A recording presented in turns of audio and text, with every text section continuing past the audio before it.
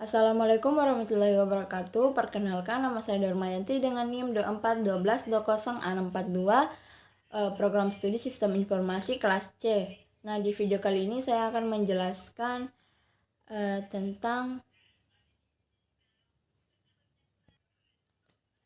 penjelasan alat dan teknik pengembangan sistem pada data flow diagram, atau biasa disebut dengan DFD. Data flow diagram atau biasa disebut dengan DFD adalah model visual yang menggambarkan bagaimana data bergerak melalui sebuah sistem. Ia menunjukkan aliran data antara berbagai entitas dan proses dalam sistem tanpa memperhatikan detail implementasi atau bagaimana proses tersebut dilakukan. Ini sangat berguna untuk memahami alur data secara keseluruhan sebelum masuk ke detail desain sistem. Nah, DFD memiliki berbagai level. Biasanya dimulai dengan konteks diagram yang menunjukkan sistem secara keseluruhan dan interaksi dengan entitas eksternal. Kemudian diagram akan diuraikan ke level-level yang lebih detail, menunjukkan proses-proses internal dan aliran data di antara mereka. Nah, ada beberapa simbol kunci dalam DFD, antara lain yang pertama itu ada entitas eksternal, yaitu mewakili sumber atau tujuan data seperti pelanggan, supplier atau sistem lain, digambarkan dengan persegi panjang. Kemudian ada proses, yaitu mewakili transformasi data, biasanya digambarkan dengan lingkaran atau elips. Kemudian yang ketiga ada aliran data yang menunjukkan pergerakan data antara entitas, proses, dan penyimpanan data, digambarkan dengan panah. Kemudian yang terakhir ada penyimpanan data, mewakili tempat penyimpanan data seperti database atau file, biasanya digambarkan dengan 2 garis sejajar.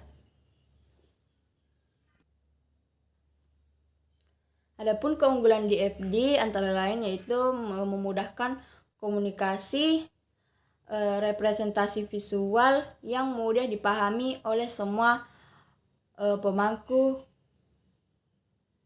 kepentingan, termasuk klien, pengembang, dan analisis sistem. Kemudian yang kedua, menunjukkan alur data secara keseluruhan, membantu melihat gambaran besar sistem dan bagaimana data bergerak di dalamnya. Kemudian yang keempat itu membantu dan menemukan kesalahan dengan memvisualkan aliran data. Kesalahan dan inefisiensi dalam sistem dapat lebih mudah diidentifikasi. Nah, mendeskripsikan yang terakhir itu mendeskripsikan sistem secara independen dari teknologi. Fokus pada aliran data, bukan pada implementasinya. Nah, DFD juga memiliki keterbatasan, yaitu yang pertama, tidak menunjukkan detail proses, hanya menggambarkan aliran data, bukan detail logika internal proses. Kemudian yang kedua, bisa menjadi kompleks untuk sistem yang besar. Sistem yang kompleks dapat menghasilkan DFD yang sangat rumit dan sulit dipahami.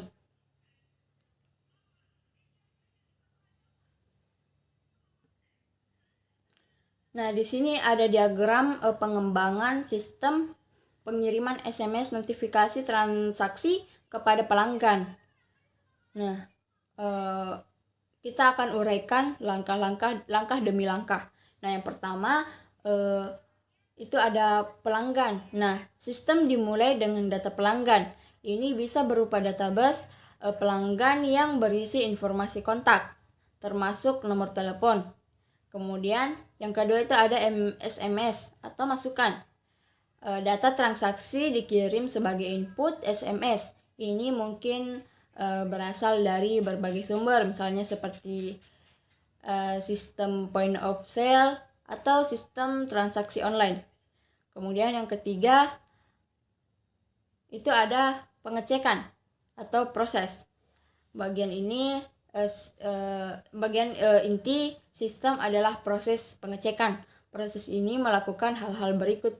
Yang pertama itu ada data member, di mana di sini memeriksa data pelanggan seperti nomor telepon yang terhubung dengan transaksi. Data ini memungkinkan diambil dari database pelanggan atau tidak terlihat secara eksplisit dalam diagram. Kemudian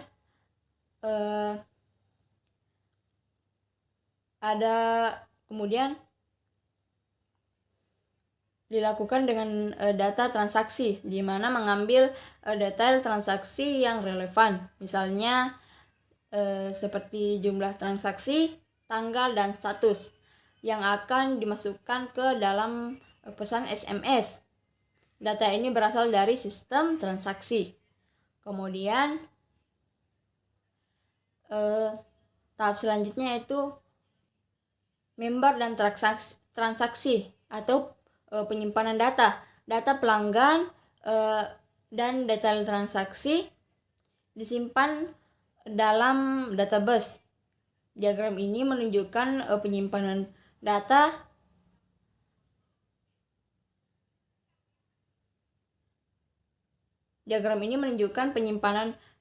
ini sebagai kontak. Kemudian tahap yang terakhir itu kirim SMS atau proses, di mana setelah informasi pelanggan dan transaksi diverifikasi, pesan SMS yang berisi detail transaksi disusun dan dikirim ke nomor telepon pelanggan.